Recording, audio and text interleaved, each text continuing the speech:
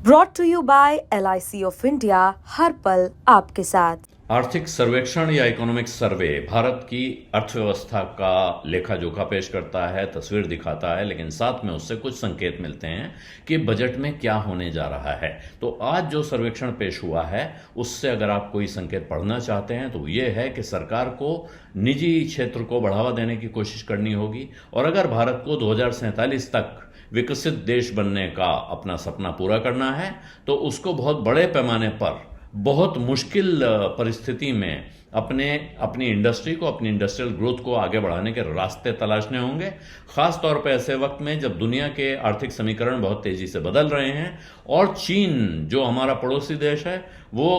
उसके बारे में भले ही आप कितनी भी खुशफहमी पाल लें, हालांकि सर्वे कह रहा है कि वहाँ एक तरह का मंदी जैसे हालात दिखाई पड़ रहे हैं और तमाम कोशिशों के बावजूद चीन अपनी आर्थिक रफ्तार इस वक्त तेज नहीं कर पा रहा है, लेकिन इसके बाद भी चीन एक बहुत बड़ी चुनौती खड़ी करता है अगर भारत अपने को मैन्युफैक्चरिंग क्षेत्र में इस्टेब्लिश करने की, स्थापित करने की कोशिश करेगा और जो सपना है विकसित देश बनने का उसे पूरा करना है तो लगातार 8% या उससे ज़्यादा रफ्तार से GDP को ग्रो करना पड़ेगा, जिसके रास्ते में बहुत सारी अड़चनें हैं। और उन अड़चनों को पार करने के लिए सरकार को यह हिसाब लगाना पड़ेगा कैसे न सिर्फ डोमेस्टिक बल्कि विदेशी निवेशकों को भी बढ़ावा दिया जाए, उनके लिए रास्ते खोले जाएं और प्राइवेट सेक्टर की क्या भूमिका होगी इकोनॉमी में ये तय किया जाए और उनको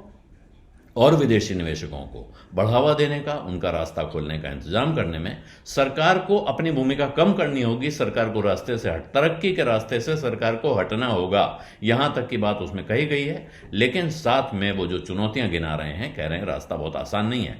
रास्ता साफ है, सरकार को क्या करना है, भारत को क्या करना है तय है, लेकिन ये नुस्खा साफ है, लेकिन इसको आजमाना, इसको अपनाना बहुत आसान नहीं होगा, क्योंकि चीन कि रफ्तार इस वक्त भले कम दिख रही हो, लेकिन यूनिडो के प्रोजेक्शन हैं कि 2030 तक चीन इस दुनिया की टोटल मैन्युफैक्चरिंग कैपेबिलिटी का 45% हिस्सा चीन के हाथ में जा चुका होगा। यानी कि भारत तो छोड़िए, दुनिया के सारे देश मिलकर भी चीन से मुकाबला करने या उसको मात देने की स्थिति में दिखाई नहीं पड़ रहे हैं। जबकि अभी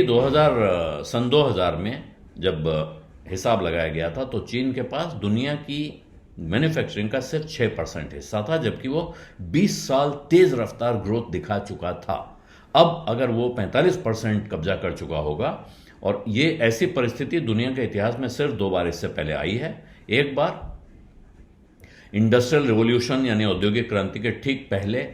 ब्रिटेन का दबदबा था इस तरह का दुनिया की इकोनॉमी पर, और उसके बाद सेकेंड वर्ल्ड वॉर खत्म होने के तुरंत बाद अमेरिका का दबदबा था, करीब करीब इतना ही। लेकिन वहां से अब गंगा यमुना में बहुत पानी बह चुका है, चीन दुनिया की इकोनॉमी पे छा चुका है। और भारत की सबसे बड़ी चुनौती यह है कि जो क्रिटिकल चीजें चाहिए, जैसे ऑटोमोबाइल सेक्टर में, ईवी के मामले में खास तौर पर, रिन्यूएबल एनर्जी के मामले में और क्रिटिकल मिनरल्स के मामले में जो सप्लाई चेन है वो चीन से लगभग, बहुत सारे मामलों में तो चीन इकलौता सप्लायर है, उसका सिंगल सोर्स है, वो है चीन। तो उसका इलाज निकालना होगा, भारत में अपनी डोमेस्टिक कैपेबिलिटीज डेवलप करनी होंगी। भारत के अपने उद्योगपतियों को, विदेशियों को जो भारत में निवेश करना चाहते हैं उनको बढ़ावा देना होगा, लेकिन इसके साथ ही सरकार को गलत काम करने वालों को सजा देने का इंतजाम भी करना होगा। यानी सिर्फ गाजर दिखाने से काम नहीं चलेगा, डंडे का डर भी पैदा करना होगा। और ऐसे में भारत को ग्लोबली कॉम्पिटिटिव रखने का जो इंतजाम है वो कैसे किया जाए, सर्वे इसकी तरफ इशारा कर रहा है। लेकिन कल बजट में इसमें से कितना कुछ होगा, कैसे होगा, अब ये कल ही पता चलेगा। बिजअड्डा में आज इतना ही, इजाजत दीजिए। धन्यवाद, नमस्कार।